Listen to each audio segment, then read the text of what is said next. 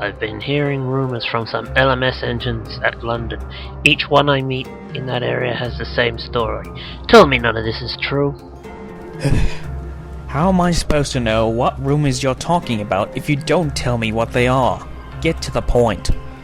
I thought you would already know, especially with your recent visits to a harbour infested with them. The only new thing I ever heard from those engines at the harbour recently was about new engines that are better known as upside-down bathtubs, which I have seen a few times already. Truly, they are the pinnacle of a terrible design, and that's hardly news as I've known about them long before that. Nothing to concern ourselves with. Why do you care about rumours from LMS anyway? I wouldn't underestimate them if I were you. It just so happens that is what I need to talk to you about. Well, it's nothing I care to hear. Especially if it involves those engines. Oh, and look, the signal's down. A good and convenient way to get away from your endless bickering.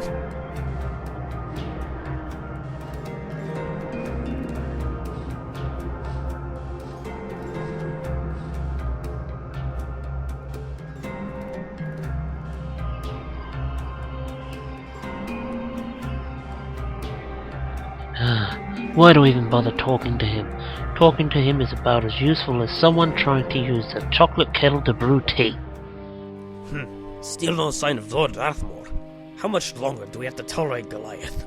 Frederick says that he'll be back this evening. Not soon enough. I have to agree there. The sooner we get rid of that git, the better.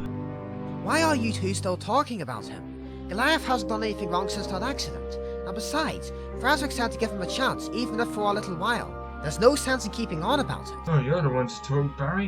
Whenever it suits you. You can rant on all day about the slightest thing.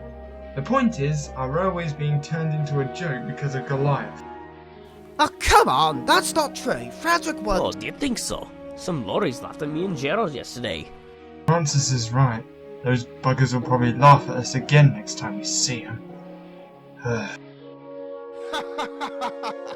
You two ain't traction engines. Made to keep on the rails. Imagine if the two of you were trying to plow a field. Just think of the poor vegetables. Yeah, and if we can't go on your rails, what gives you the right to go on our roads? The cheek of you engines. Maybe. Because we would get smashed to bits. Shut up. You have no right to speak to us like that. Goliath's not the only one to cause a derailment. You don't know if it was him that caused them to laugh at you. And furthermore, the only one likely to tell those lies is that boss. And we don't know if he has or not. By the way, what is a traction engine? Oh god, first he hasn't seen the Coronation Scot, and now he wants to know what a traction engine is. Weren't you the one pulling the breakdown train? Surely you saw a traction engine pulling that bus out of the ditch. Actually, I was pushing it. Anyway, I've seen buses come here many times. I've probably seen that particular bus before, but I don't think I ever saw a traction engine. But then again, I don't know what they look like. I only heard the bus being rescued since the breakdown train was blocking my view. Did any of you see the traction engine? This can't end soon. No, but I didn't mean any harm. Sometimes his curiosity annoyed the other engines at the harbour. And the two engines were also getting fed up with Barry's opinion on Goliath. They started whispering something to each other. They wanted to play a trick on Barry.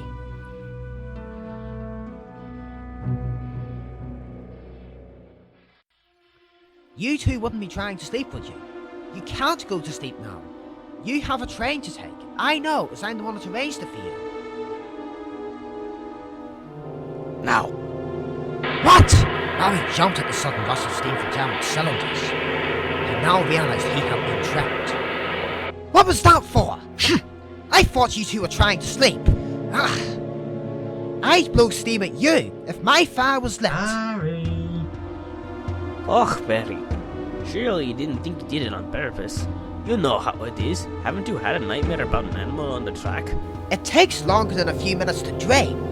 Oh, and look, there's your cruise. Looks like you won't be getting to sleep after all. Serves you right. I reckon if we told him about an elephant that flew past the harbour, he'd believe us. Oh dear, I think I've said too much. Let's go before he asks us about the elephants. Just look at them. Not a care in the world. They almost always get to take trains together and have the time of their lives in the countryside. while I mostly work here and have to manage alone. It's just not fair. When will I be needed again today? Oh, when a train comes in, so I can shunter about the yard. How boring. Actually, no. And you really need to learn to stop talking to yourself.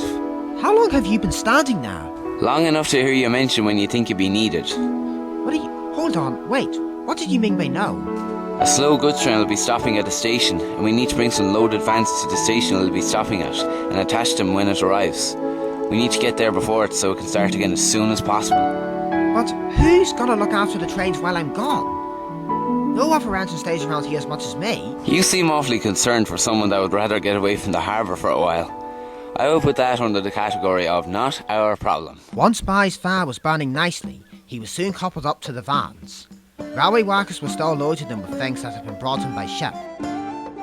I've worked here for most of my life, and yet I still wonder what it's like to be transported by ship. It may seem like fantasy, but somebody once told me a few years back about a Great Western engine that was taken by ship to some place called the United States. Is that even possible? Everyone was too busy to hear what Bai had said, so his question remained unanswered.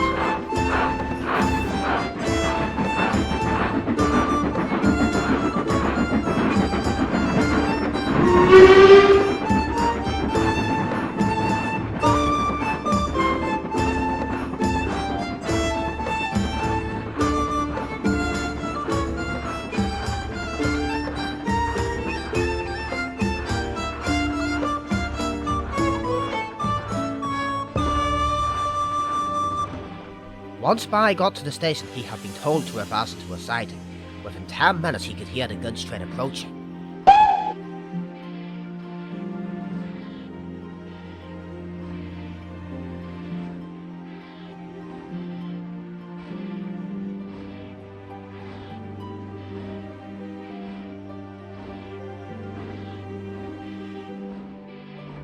When the train reached the station, Bai's attention was immediately drawn to the engine. He had never seen anything like it.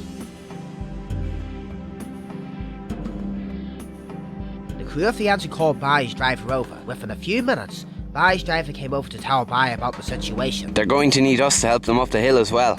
I understand needing me to shunt the vans in place, but just look at it. It won't need my help to get the train uphill. I hope you're not referring to me. My name is not it. My name is Garrick. Normally this hill is no problem for me with these heavy trains, but because I have to stop here for those vans, we doubt I'll be able to get up on my own. If you're wondering why, the reason is simple. The hill's not too far from here, and that most likely means I won't be able to gather the speed I need to get over it. If I was further from the hill, it would be less of an issue, but we're not that lucky. I'm sorry about that. I wasn't really thinking clearly when I said it. It's just that recently, a B-12 has started coming down to the harbour I work at. Since none of us know his name, sometimes some of us simply refer to him as it. I didn't mind the B-12 at first, as he passed no remark on us when he first came. Pity, it didn't stay that way. I can't understand why he's even there. The harbour is run by our railway. He shouldn't even be there if you ask me. A B-12? What would an LNER engine be doing here at an LMS harbour? I never really had the chance to ask him, but I certainly won't forget. The first thing I ever heard him say, he insulted the Coronation Scot. With the way he goes on, I just don't think he'd ever tell me anyway. Did you ever think to ask any of the railway staff at the harbour? Obviously someone there knows why. Barry said nothing more. He was stunned. He could not believe he hadn't thought of that himself.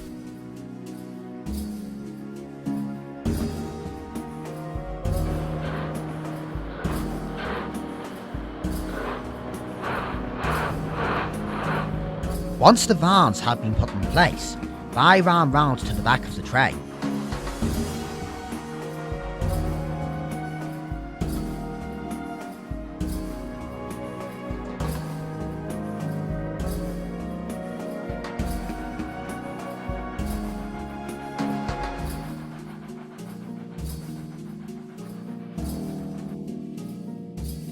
We won't be coupled to the train, so that he can run on as soon as we get to the top of the hill. Once the train started moving, Garrick remarked on the situation, but he said it to himself. as he didn't want anyone to argue with him. The fact that this location was chosen to collect the vans is ridiculous if you ask me, but orders are orders, and I would like to think there's a good reason.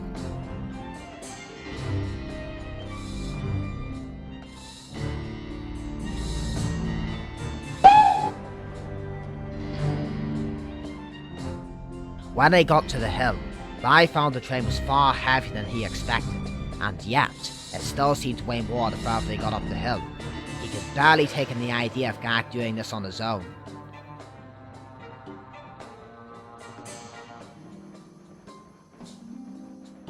At last the train was nearly at the top of the hill, and Garrick would soon be on his way.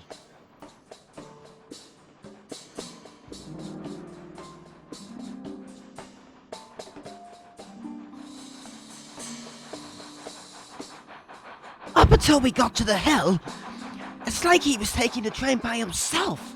I barely had to do anything. Once they got to the top, Garrick was soon running ahead of Barry. Barry was feeling worn out. He wasn't used to helping trains uphill.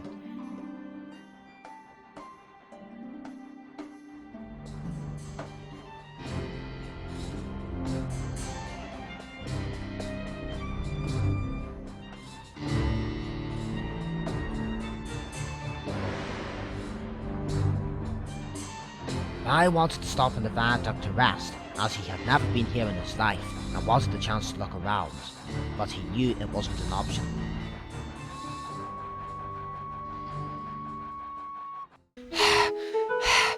I hope we don't have to do that again anytime soon.